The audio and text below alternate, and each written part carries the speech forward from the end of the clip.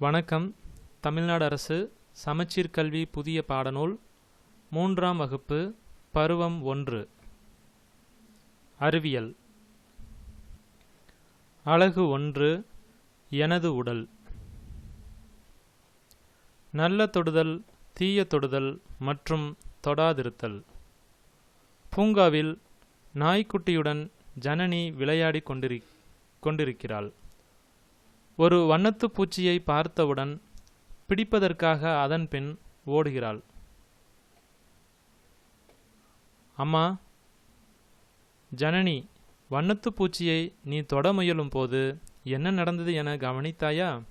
ஜனனி: ஆமாம் அம்மா, வண்ணத்து பூச்சி பறந்து விட்டது. அம்மா: இப்போது சொல், அது ஏன் அவ்வாறு செய்தது? ஜனனி: தொடுவது அவற்றிற்கு பிடிக்கவில்லை என நினைக்கிறேன். அம்மா: அப்படித்தான் இருக்கும். ஆனால் அவை பாதுகாப்பாக இருக்க விரும்புகின்றன. அதுபோல் உன்னை பாதுகாப்பாக வைத்துக்கொள்ள 3 விதிகளை உனக்கு கூறுகிறேன். ஜனனி: சரி அம்மா. அம்மா: நம் உடலிலுள்ள சில உறுப்புகளை நாமும் மற்றவர்களும் பார்க்கவும் தொடவும் செய்யலாம். கை, கால்கள் போன்றவை இவ்வகையில் சேரும்.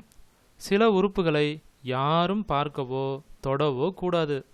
மார்பு, கால்களுக்கு இடையில் உள்ள பகுதி, பிட்டம் ஆகியவற்றை இவ்வகையில் சேர்க்கலாம். பிட்டம் என்பது பின்பகுதி. இவற்றுக்கு மறைமுக உறுப்புகள் என்று பெயர். என்ன பெயர்?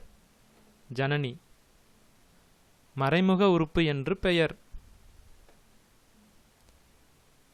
அம்மா: சரியாகச் சொன்னாய். தற்போது விதி 1 கூறுகிறேன், கேள். உன்னை சுத்தப்படுத்தும் போதோ உன் உடல் நலத்தை பரிசோதிக்கும் போதோ தவிர உன்னுடைய மறைமுக உறுப்புகளை பிறர் பார்ப்பதோ தொடுவதோ மிகவும் தவறான செயலாகும். அதேபோல் உன்னைவிட பெரியவர்கள் அவர்களுடைய மறைமுக உறுப்புகளை பார்ப்பது, தொடுவது அல்லது அது பற்றி உன்னிடம் பேசுவது தவறான செயலே. ஜனனி: ஆனால் அம்மா, நீங்கள் என்னை தினமும் குளிப்பாட்டி விடுகிறீர்கள் அல்லவா? அம்மா: சரியாக கேட்டாய். நான் உன்னை குளிப்பாட்டுவது வேறு யாருக்கெல்லாம் தெரியும்?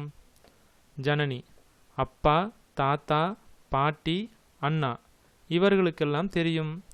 அம்மா: மிகச்சரி. நாம் சிறுவர்களாக இருக்கும்போது அம்மாவோ அப்பாவோ நம்மை சுத்தம் செய்து விடும்போது தொடலாம். அதில் ரகசியம் ஏதும் இல்லை. இதனை மற்றவரிடம் கூறுவதும் தவறானதன்று. ஜனனி: புரிந்தது அம்மா. நம்மை குளிப்பாட்டும் போதோ உடல் நலத்தை பரிசோதிக்கும் போதோ அன்றி நம் மறைமுக உறுப்புகளை பிறர் தொடுவது தவறான செயலாகும்.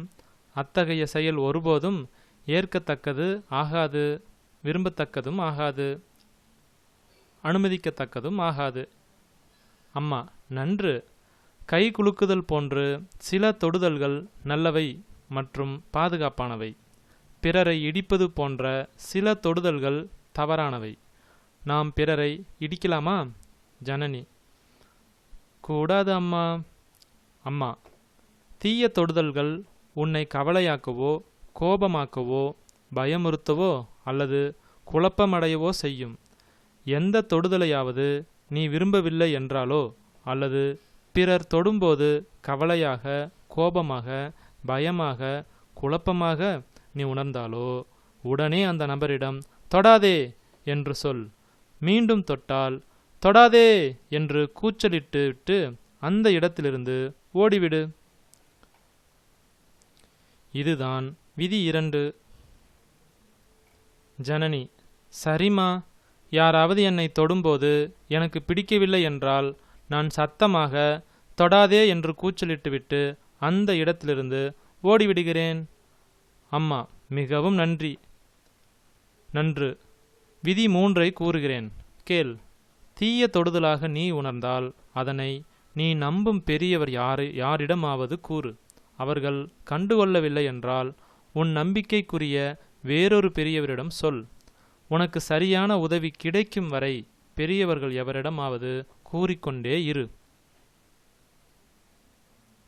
ஜனனி: எனக்கு நம்பிக்கை கிடைக்கும் வரை நான் நம்பும் பெரியவர்களிடம் அது பற்றி கூறுகிறேன் அம்மா.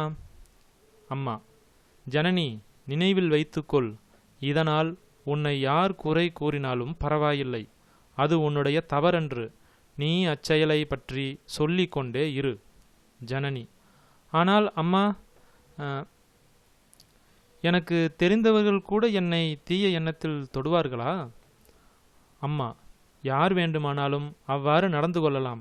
அதனால் உனக்கு தெரிந்தவர்களாக இருந்தாலும் பரவாயில்லை. எங்கே அந்த 3 விதிகளையும் கூறு.